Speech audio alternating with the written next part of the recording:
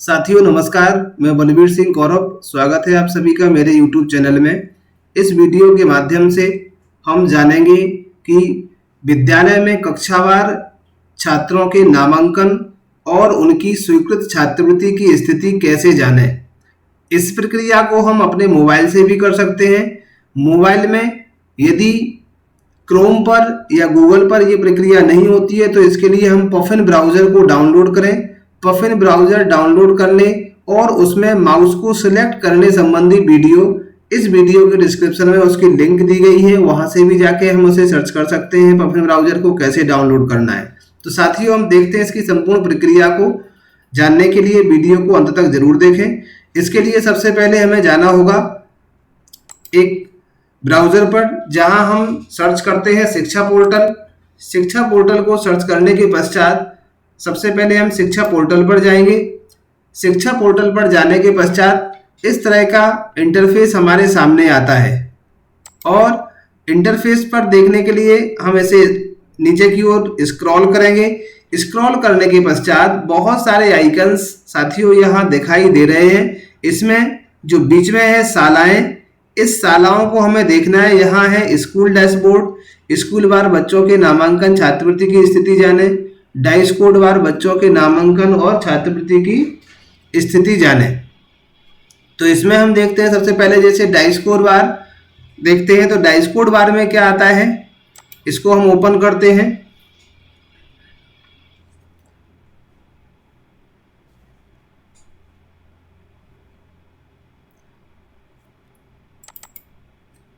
Open करने के पश्चात देखते हैं हम किस तरह का ये आपका इंटरफेस आपको सामने दिखाई देगा।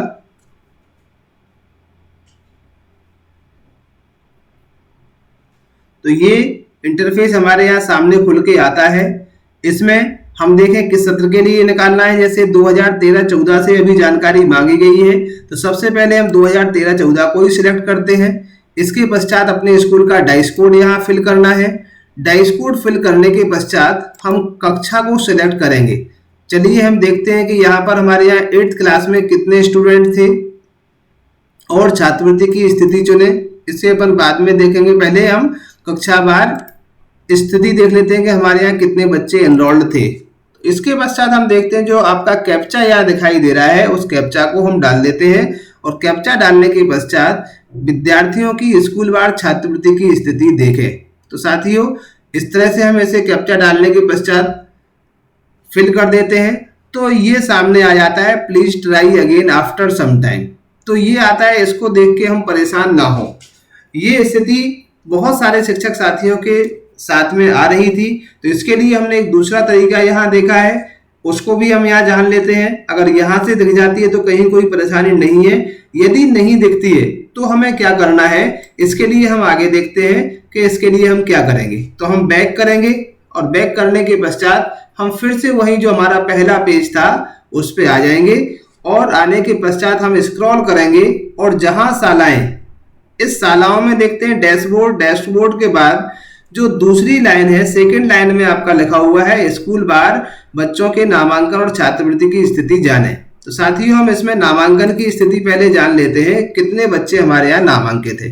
तो देखिए यहाँ कुछ भिन्न टाइप का इंटरफेस सामने आ रहा है। इसमें सबसे पहले हम शैक्षणिक वर्ष को सिलेक्ट करेंगे तो हम वही 13-14 सिलेक्ट करते हैं। शाला का डाइस कोड सिलेक्ट कर लेते हैं। सिलेक्ट करने के पश्चात या फिर आप डाल सकते हैं पहली बार ऐसे ओपन कर रहे हैं तो फिर हम जिले को सिलेक्ट करें। जैसे हम यहाँ ग्वालियर के लिए हैं तो ग्वालियर देख लेते हैं। कक्षा सेलेक्ट करें, क्लास 8th को हमने सेलेक्ट कर लिया है।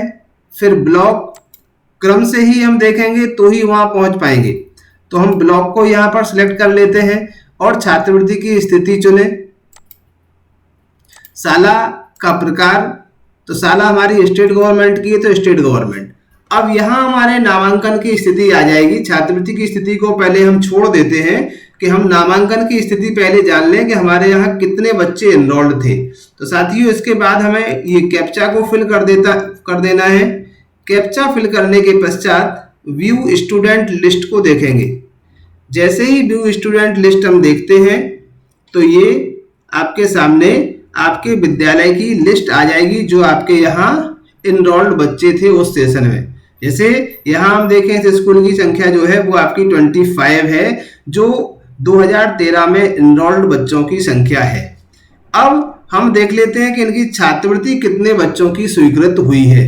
तो इसके लिए हम यहाँ पर स्क्रॉल डाउन करके वहां ऊपर जाते हैं और स्थिति देख लेते हैं, छात्रवृत्ति की स्थिति चुने। इसमें आपका है सैंक्शन बाई SSDDO। आपके यहाँ जो DDO है, DDO ने कितने लोगों की छात्रवृत्ति स्वीकृत की है, बहुत सारे ऑप्शन है। पेंडिंग भी देख सकते हैं कि कितनी पेंडिंग में है, रजिस्टर्ड कितने कर दिए हैं।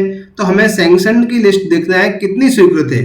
तो हम सबसे लास्ट का स्वीकृति वाला ऑप्शन यहाँ सेलेक्ट कर लेते हैं। स्वीकृति वाला ऑप्शन सेलेक्ट करने के पश्चात जो कैप्चा दिया हुआ है साथियों, उसे हमें फिल कर देना है।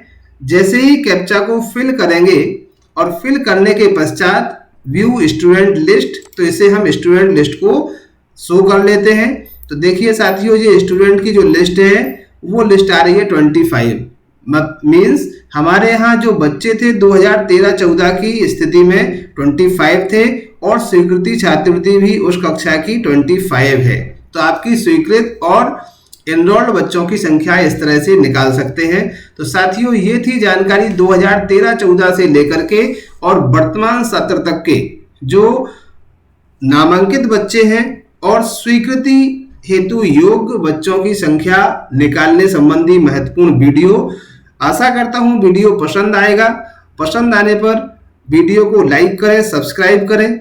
चैनल पर इसी तरह की शिक्षा या शिक्षण से जुड़ी हुई खबरों को जानने के लिए चैनल को लाइक करें, सब्सक्राइब करें और दोस्तों तक शेयर करें। धन्यवाद।